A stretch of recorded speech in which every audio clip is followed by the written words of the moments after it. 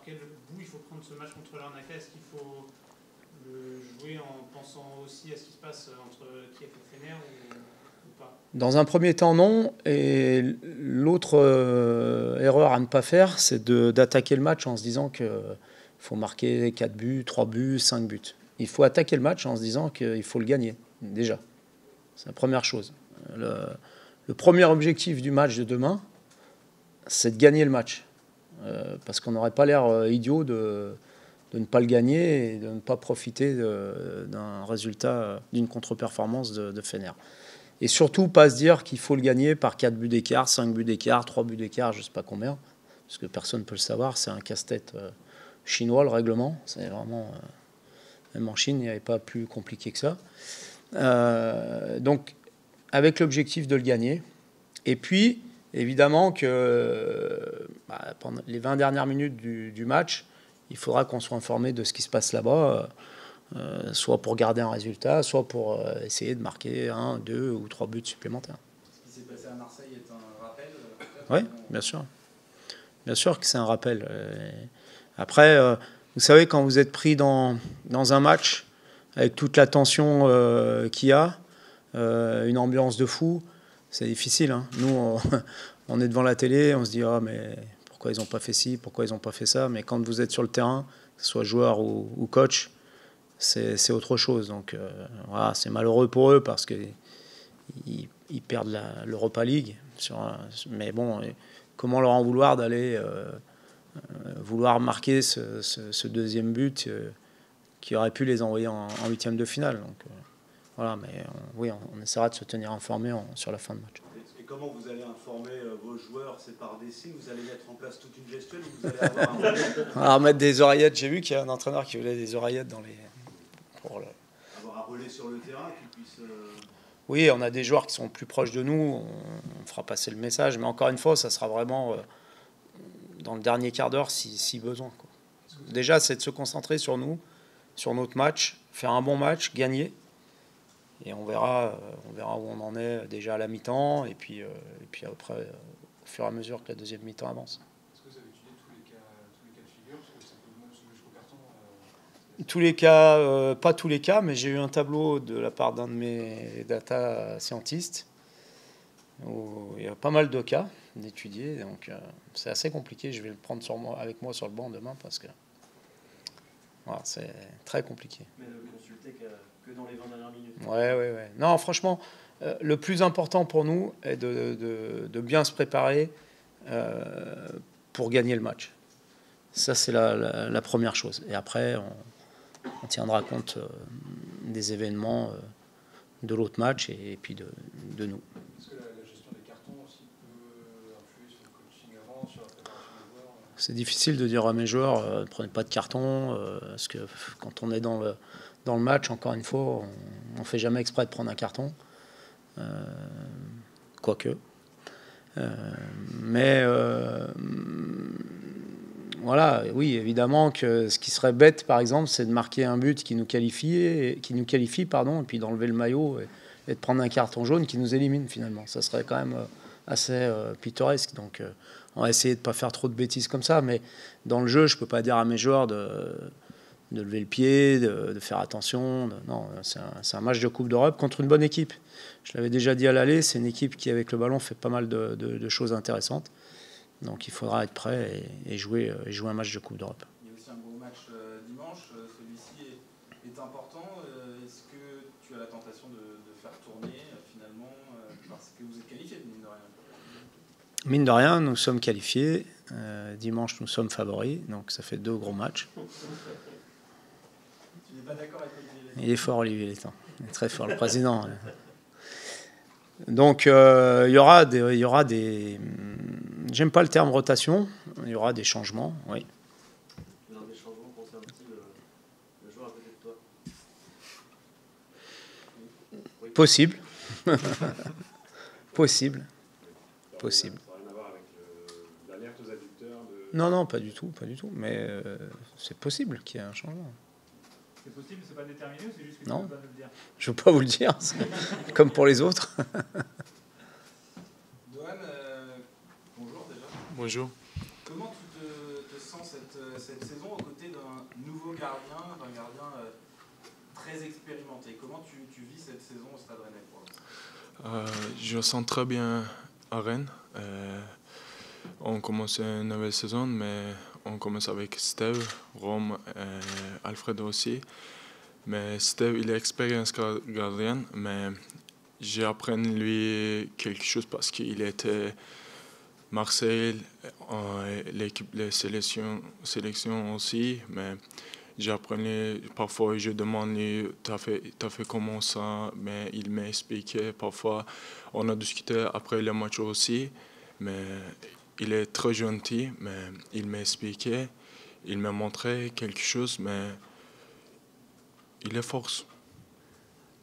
Je peux dire ça. Alors, est-ce que tu sais si tu vas jouer demain? On verra, je ne sais pas encore.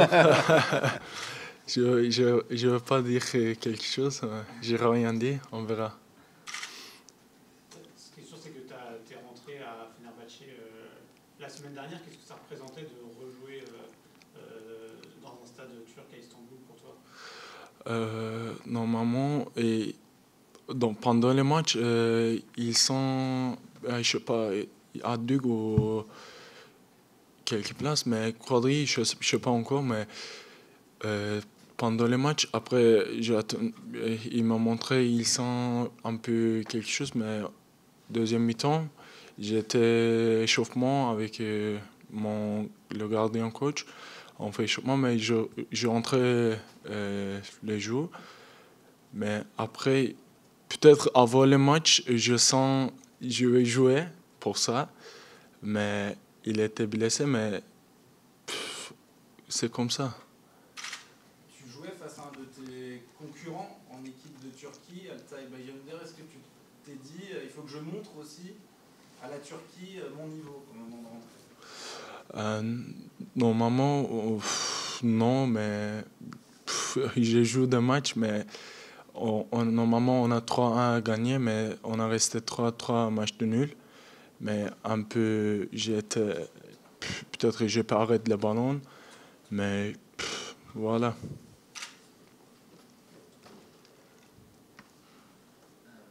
Bruno, justement sur Dogan, comment tu le vois? Il y a un gardien difficile d'avoir plus d'expérience face à lui. Comment tu vois son évolution? Il est censé devenir, à moyen terme, le gardien du Stade Rennais? C'est le projet, c'est l'idée qu'on a, c'est la raison pour laquelle il est venu. Il est dans un très bon, dans un contexte très favorable. Déjà l'année dernière, il a participé à beaucoup de rencontres. Cette année, il a la chance aussi d'avoir devant lui un gardien très expérimenté qui l'aide énormément au jour le jour. Il en a même deux, puisque Romain Salin aussi est un gardien très expérimenté. Je sais qu'il l'apprécie beaucoup et qu'il lui donne beaucoup de conseils sur son jeu, sur la gestion des émotions, puisque ce n'était pas facile pour lui, par exemple, à Fener de rentrer avec tout ce que ça représentait pour Dogan. Donc il avance, il progresse, il a le potentiel pour devenir un très bon gardien du championnat de France et être le gardien aussi de la sélection à moyen terme. Le titulariser, ce sera un beau cadeau pour ces 20 ans qu'il a fêté. Cadeau, il n'y a pas, non, un cadeau, ça n'existe pas dans le foot. Ça, c'est, mais oui, on lui a fêté les 20 ans, on lui a souhaité. Non, mais c'est pas un cadeau. Si tous les joueurs qui jouent, ce ne sont pas des cadeaux, c'est parce qu'ils le méritent et qu'à un moment donné, j'estime que il faut aussi les concerner le plus possible par le projet collectif. C'est rare de voir des gardiens remplaçants s'échauffer en première mi-temps. Je ne sais pas si vous faisiez l'an dernier. Je crois pas. Qu'est-ce qui motive ça? En fait, l'idée, c'est valable aussi pour les joueurs de champ, c'est de mettre en action les joueurs assez tôt pour pallier à toute éventualité. Voilà. Qu'ils soient au moins un minimum échauffés si il y a une blessure qui arrive, imprévue, et qu'on a besoin d'eux très tôt dans le match. C'est ta volonté, celle du staff? Non, c'est plutôt mes prépas et mon pôle performance qui a eu cette idée-là. Je le trouve plutôt intéressante, donc on en parle et après je fais confiance, je délègue aussi là-dessus. C'est quand même important de finir, c'est mieux évidemment de finir premier, c'est vrai que ça change pas mal de choses Oui, ça change, ça enlève 2 matchs en février et surtout quand vous voyez les troisièmes de poule qui restent après les matchs d'hier, ça enlève aussi quelques cheveux blancs que j'ai déjà pas mal sur la tête. Donc. Ce sera un échec de ne pas finir premier? Non, parce que l'objectif était de se qualifier. Donc je trouve que déjà de l'avoir atteint au bout de 4 journées et d'avoir montré ce qu'on a montré sur ces 5 premiers matchs, c'est plutôt très bien. Il y a beaucoup de jeunes joueurs qui ont joué, qui ont montré des qualités. C'est vrai qu'on était en colère à la fin du match de Fener là-bas parce qu'on est passé à côté de, peut-être pas d'un exploit, mais d'une grande performance. Mais encore une fois, on est invaincu dans cette compétition et on va jouer la première place demain. Donc ça ne serait pas un échec de terminer deuxième, mais on préférerait bien évidemment terminer à la première place pour plein de raisons. On a vu que Joey était revenu à Istanbul, que Christopher avait joué contre Montpellier. Est-ce que jusqu'à la Coupe du Monde, il y a une alternance à ce poste? Je ne sais pas s'il y aura une alternance, mais à l'image de beaucoup de postes, j'ai des choix à faire qui sont difficiles à faire parce qu'avec des joueurs qui performent à chaque fois que je fais appel à eux, qui sont très proches les uns des autres en termes de rendement et de qualité.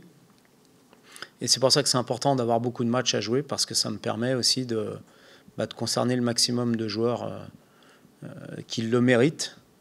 Et même si parfois c'est dur pour ceux qui ne débutent pas à accepter, je pense que c'est la bonne solution pour rester performant et avancer dans cette saison qui est très particulière. Est-ce que pour Christopher et Joe, c'est par rapport à la physionomie du match à laquelle tu t'attends avant ou le choix qui est opéré Oui, ça peut être un des critères, suivant l'adversaire, suivant la physionomie à laquelle on peut s'attendre, parce que parfois on s'attend à quelque chose et c'est pas tout à fait ce qui se passe. Mais en tout cas, oui, ça peut l'être, aussi aux caractéristiques de l'attaquant ou des attaquants adverses. Voilà, ce sont deux joueurs assez proches l'un de l'autre, avec des qualités différentes, un peu à l'image de Biggie et d'Adri sur le côté gauche, ou de Lovro et Flav au milieu quand on joue en 4-4-2. Voilà, j'ai beaucoup de possibilités. Tous les postes de notre équipe sont doublés et seront même triplés quand Warmed et Baptiste vont revenir à certains postes. Donc ça me laisse beaucoup de possibilités. Ça a des avantages parce que forcément l'équipe reste performante quoi qu'il arrive. Et puis ça a des difficultés à gérer pour ceux qui démarrent pas tout le temps. Dohan, le coach disait que le projet avec toi, c'est que tu deviennes le gardien titulaire du Stade Rennais un jour. Est-ce que toi, tu es pressé? Est-ce que tu voudrais jouer plus aujourd'hui? Coach, il m'a donné confiance toujours. On parlait, le staff aussi. Je sens très bien. Je sens confiance pour le staff aussi. Mais pour projet, on verra parce que j'ai besoin d'être l'expérience le gardien, parce que j'ai besoin de l'expérience aussi. Mais pour ça, j'ai vu les Steve Rome, les deux, il est expérience en France. Mais pour ça, on a avancé toujours, mais j'ai progressé toujours. J'ai jamais arrêté de travailler. Je progresse toujours avec mon entraîneur, le staff, toujours. Mais j'espère que je continue, j'avance comme ça. Tu es jeune, est-ce que c'est difficile d'être loin de la Turquie aussi, où tu étais titulaire indiscutable pendant la dernière saison à Kayseri? Vous me demandez encore, s'il vous plaît? Est-ce que c'est difficile d'être loin de la Turquie à 20 ans et de ne pas jouer autant Non, pas difficile, je pense. Pour moi, ça va, je sens bien. Ta famille est venue avec toi? Est-ce qu'il y a des gens qui t'ont accompagné? Oui, la saison dernière, mes parents étaient avec moi. Et maintenant, j'habite avec ma soeur, mon cousin. On habite, mais maintenant, après une semaine, 2 semaines, je vais retourner en Turquie. Mais après, encore, mes parents, ils vont venir ici, j'espère.